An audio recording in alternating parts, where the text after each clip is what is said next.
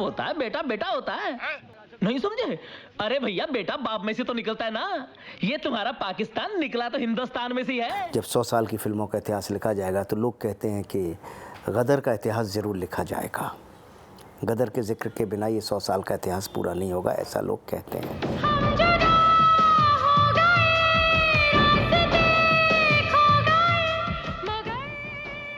Anil Sharma except mister Sunny Deol. Sunny Deol को लग रहा था कि नहीं यार, मैं इमोशन में इतना कर सकता हूँ।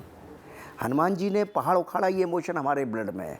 कृष्ण ने पहाड़ उठाया, ये इमोशन हमारे बस में है। तो हम इमोशनली ऐसा ही कोई आउटबर्स्ट चाहते हैं। कॉमेडी शोज़ हो, रियल लाइफ हो, सनी साहब की कोई पिक्चर हो, आदमी चाहते हैं कि इतना वल्कनो फटने वाला सीन चाहिए। हैंडपंप उड़े नहीं, लेकिन इतना एंगर वाला सीन कोई चाहिए उनको।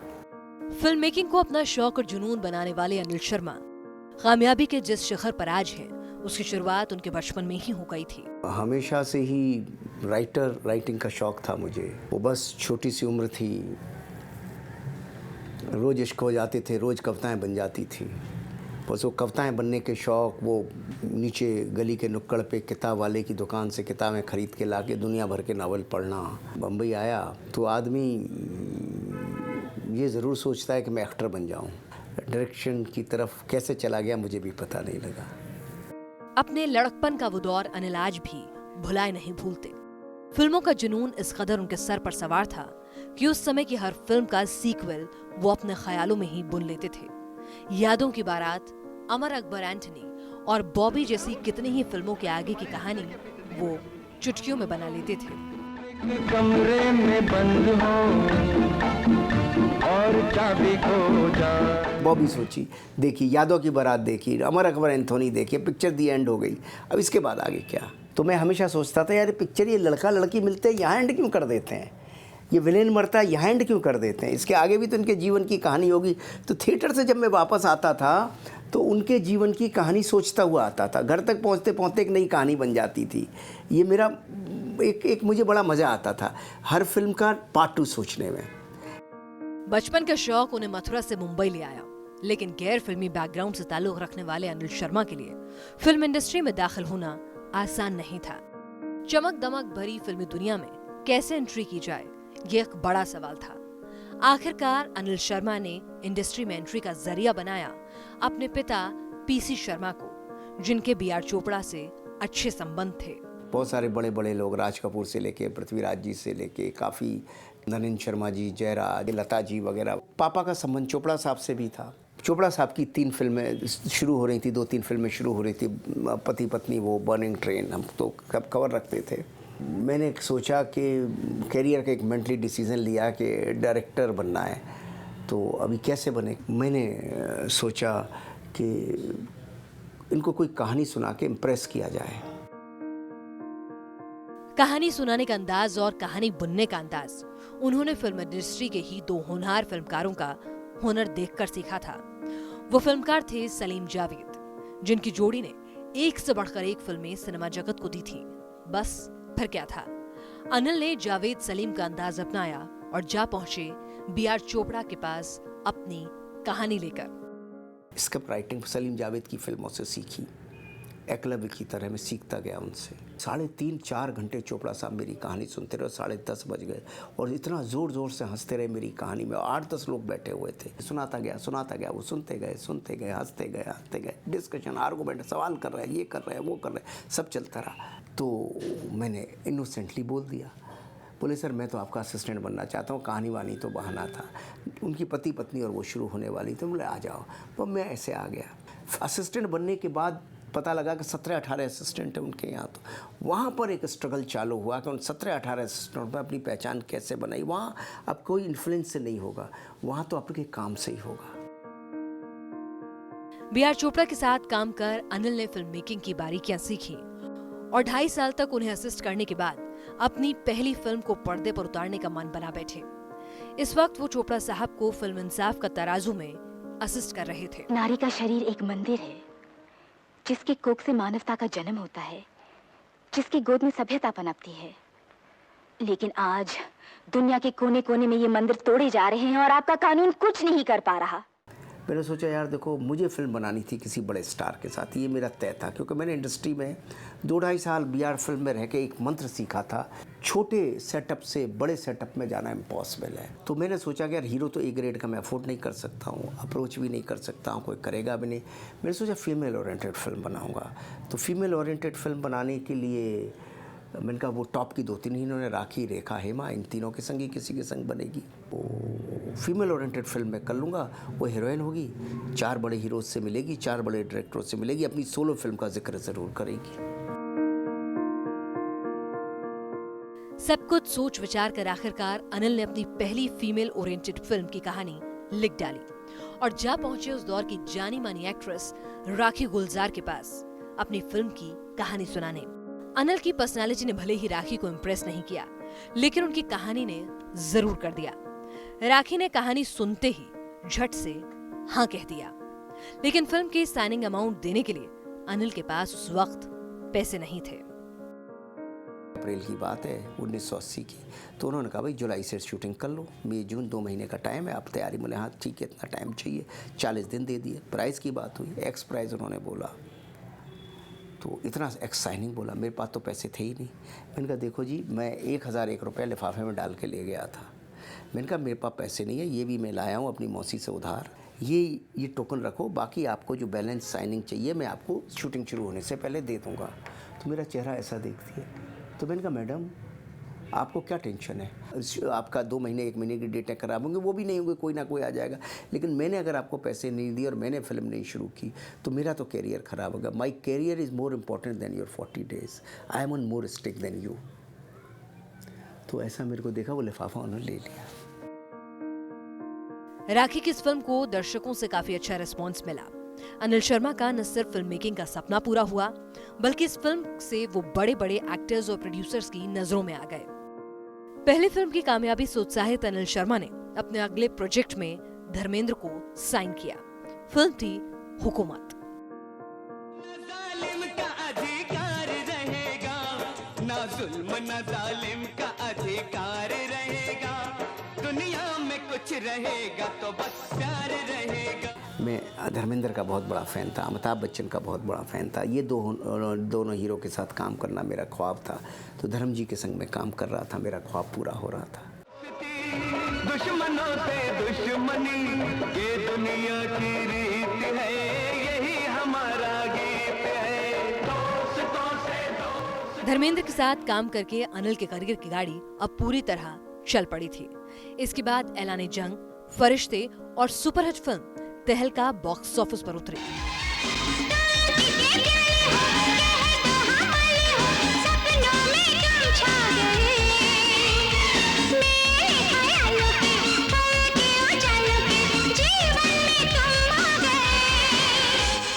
धर्मेंद्र के अलावा विनोद खन्ना, जयप्रदा, श्रीदेवी और नसीरुद्दीन शाह जैसे एक्टर्स ने अनिल के डायरेक्शन में काम किया।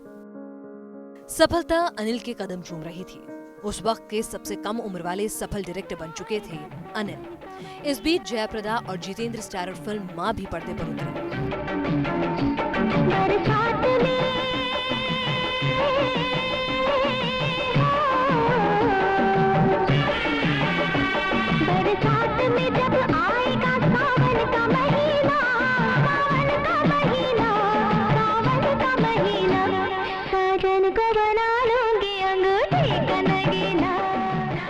फिल्म की कहानी और उसके गाने लोगों को खूब पसंद आए। आईने के 100 टुकड़े करके हमने देखे हैं, एक में भी तन्हा थे, 100 में भी अकेले हैं, 100 में भी अकेले हैं।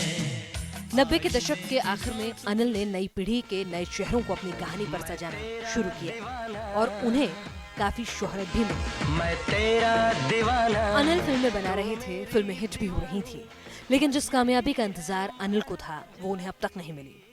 लेकिन अब वो वक्त आ चुका था जब अनिल को एक इतिहास बनाना था। एक ऐसी फिल्म पर्दे पर उतारनी थी जो उनका नाम हिंदी सिनेमा के इतिहास में सुनहरे अक्षर में उसे उस वक्त की मोस्ट वॉच्ड फिल्म का खिताब दिला दिया। आपका पाकिस्तान जिंदाबाद है, इसे हमें कोई इतराज नहीं, लेकिन हमारा हिंदुस्तान जिंदाबाद था, जिंदाबाद है और जिंदाबाद रहेगा। हिंदुस्तान जिंदाबाद, हिंदुस्तान जिंदाबाद, हिंदुस्तान जिंदाबाद, हिंदुस्तान जिंदाबाद, हिंदुस्तान जिंदाबाद। बकवास बंद कर। हमने कुछ जानबूझ के नहीं लिखा। हमने ना डायलॉग जानबूझ के लिखे, ना सीन जानबूझ के लिखे। ये सोच के लिखे ही नहीं कि इन पे तालियां पड़ेंगी, या ये सोच के भी नहीं लिखा कि ये बहुत बड़े हिट होंगे। ये सोच के लिखा कि राइट क्या है। हम हमेशा ये सोच के फिल्म बनाने की कोशिश करते हैं कि फिल्म के एंड में कैसे ताली पड़े, वो ज़्यादा महत्वपूर्ण है। वो तभी पड़ेगी जब फिल्म राइट चलेगी। करेक्टर में वो करेक्टर बड़ा विनम्र था। पाकिस्तान जाके बोलता है भैया हम पाकिस्तान जिंदाबाद, पाकिस्तान जाके बोलता है इस्लाम कबूल है, सब कुछ तो कहता है। लेकिन जब आप उसको बोलोगे कि हिंदुस्तान जिंदाबाद मुर्दाबाद बोलोगे तो कैसे बोल देगा? वो तो बोलेगा हिंदुस्तान, आपका पाकिस्तान जिंदाबाद है, जिंदाबाद रहे, लेकिन हमारा तो हिंदुस्तान जिंदाबाद है और साहब जिंदाबाद रहेगा, यही बोलेगा। फिल्म बनी, पर्दे पर आई और बॉक्स ऑफिस पर सुपरहिट साबित हुई। अनिल शर्मा को इस फिल्म के लिए बेस्ट डायरेक्टर का फिल्म फेयर अवार्ड मिला। गदर की कामयाबी के साथ साथ उससे जुड़े कई खट्टे मीठे वाक़े भी।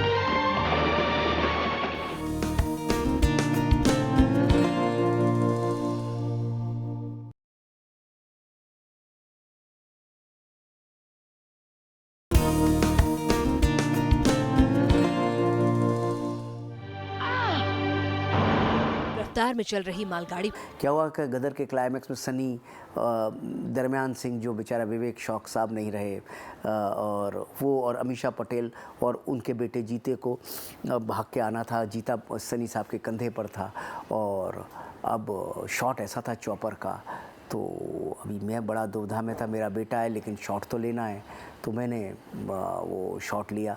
और सनी साहब को एक डब्बे से दूसरे डब्बे, दूसरे डब्बे से तीसरे डब्बे पे आना था और 40 किलोमीटर की रफ्तार से ट्रेन चल रही थी। शॉट के लिए मैंने हाथ तो बोल दी, उनका भागना भी शुरू हो गया, ट्रेन भी चालू हो गई। लेकिन जब ट्रेन चालू हुई तो मेरी आंखें बंद हो गई, दिल धड़क गया, मेरा ऐसा लगा बर्फ हो गया मैं।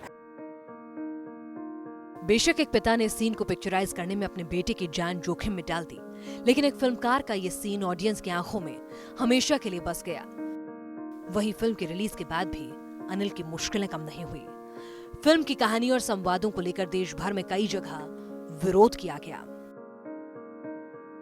गदर के टाइम पे बड़ा बवाल हुआ था और मेरी तो सबसे बड़ी टेंशन ये थी कि मेरा छोटा बच्चा उसमें था, उत्कर्ष। थोड़ी बहुत छोट-मोट घटनाएं तो हमेशा होती हैं, मगर मुस्लिम कम्युनिटी से, इवन पाकिस्तान के लोगों से मुझे बहुत प्यार मिला। लोगों ने बहुत सराहाया, जो भी समझदार लोग थे। गदर पाकिस्तान में इतनी बड़ी हिट हुई है कि आप इमेजिन नहीं कर सकते हो। गदर की शानदार कामयाबी के बाद गदर जैसा जादू अनिल एक बार फिर पर्दे पर उकेरना चाहते थे। एक बार फिर अनिल ने लव स्टोरी और देश प्रेम का फंडा इस्तेमाल किया। गदर के 1 साल बाद ही अनिल ने फिल्म बनाई hero, love story of a बार फिर अनिल शर्मा ने सनी देओल को लेकर ये दांव खेला। उम्मीद के मुताबिक ही अनिल का दांव सही निशाने पर लगा। अनिल का शानदार डायरेक्शन और जमफरो में हम शूटिंग कर रहे थे। जमफरो में क्या था, पूरा बर्फ ही बर्फ। 13,000 फीट की हाइट पर ट्रेन जाती है। वो पहली एक ऐसी जगह है जहाँ 13,000 फीट की हाइट पर ट्रेन जाती है। जमफरो का जो रेस्टोरेंट है, वहाँ से सनी साहब ने, वो -20 डिग्री टेम्परेचर होता था, छलांग लगानी थी। बॉबी को कहीं से पता लग गया। बार बार बॉबी फ़ोन कर रहा है कि उनका ये था भैया नहीं करें, भैया नहीं करें, बैक में। इन्होंने बॉबी का फ़ोन ही नहीं लिया और बोला मैं शॉट दूंगा। ये जिगर वाले आदमी है, ऐसा जिगर वाला, जैसा जिगर पर्दे पर दिखता है ना, उससे ज़्यादा जिगर उनके अंदर है। इतना डेंजर शॉट था क्योंकि आप पहाड़ से कूद रहे हो, भले ही नीचे जा रहे हैं। हम भी कैमरा लेके इतनी बर्फ़ों में खड़े थे, मेरे घुंटू तक बर्फ़ें थी। 3 कैमरे लगे हुए थे, एक चॉपर पे कैमरा था। टोटल 5 कैमरा सेटअप था उसके लिए, क्योंकि बार बार तो फिर भी उन्होंने 2-3 टेक दिए उसके। फिल्म में सिर्फ सनी का जिगर ही नहीं, लव ट्रायंगल भी दिखाया गया था। सनी और प्रीति के अलावा फिल्म में प्रियंका चोपड़ा भी थीं, जो बरेली से न्यूयॉर्क तक का सक्सेस का स्वाद चख चुकी थी। आपको बता दें कि x miss world Priyanka Chopra को फिल्म इंडस्ट्री में ब्रेक देने वाले अनिल शर्मा ही थे। देशभक्ति पर बेस्ड फिल्म अनिल शर्मा की कामयाबी की गारंटी बन चुकी थी। अनिल शर्मा के हाथ बॉक्स ऑफिस पर कामयाबी पाने का सुपरहिट फॉर्मूला लग चुका था। अनिल ने एक बार फिर इस फॉर्मूले का इस्तेमाल करते हुए फिल्म बनाई अब तुम्हारे हवाले वतन साथियों। इस फिल्म के साथ ही अनिल का एक पुराना ख्वाब भी पूरा हो गया। यह ख्वाब था महानायक अमिताभ बच्चन को कास्ट करने का। अमिताभ के अलावा फिल्म में अक्षय कुमार, बॉबी देओल और कई सितारे मौजूद थे। देओल परिवार के अलग अलग लोगों के साथ अलग अलग फिल्मों में काम करते हुए फिर अनिल को एक ऐसा आइडिया आया कि क्यों ना तीनों देवल्स को लेकर एक पिक्चर बनाई जाए, और उसका रिजल्ट था फिल्म अपने। अनिल से ज्यादा ये फिल्म धर्मेंद्र के दिल के करीब थी। फिल्म अपने को ओवरसीज में भी काफी सफलता मिली। अनिल ने अब तक कई सुपरहिट फिल्में बॉक्स ऑफिस पर दे दी थी, लेकिन वक्त हमेशा एक सा नहीं रहता। अनिल के करियर में अब वो मोड़ आने वाला था जब असफलता का स्वाद उन्हें चखना था। अनिल ने सलमान खान की स्क्रिप्ट पर एक हिस्टोरिकल फिल्म बनाई। फिल्म में सलमान, जरीन, मिथुन चक्रवर्ती और जैकी श्रॉफ जैसे बड़े स्टार थे। सांस में सुना था मैंने, बोले बिना मेरा नाम आया। लेकिन बड़े स्टार्स की मौजूदगी भी फिल्म को फ्लॉप होने से नहीं रोक सकी।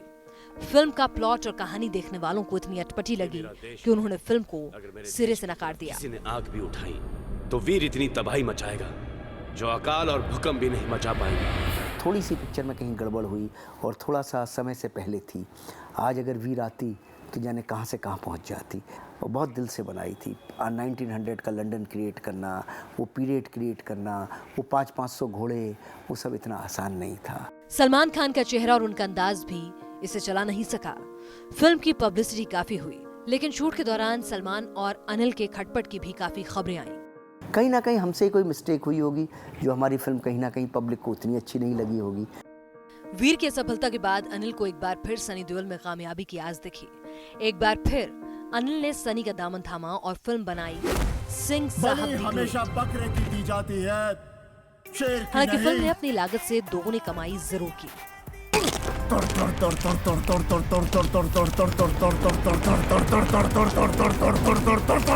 लोग तो आपका सही एंगल नहीं देखते, लोग तो आपका खराब एंगल पहले देखते हैं।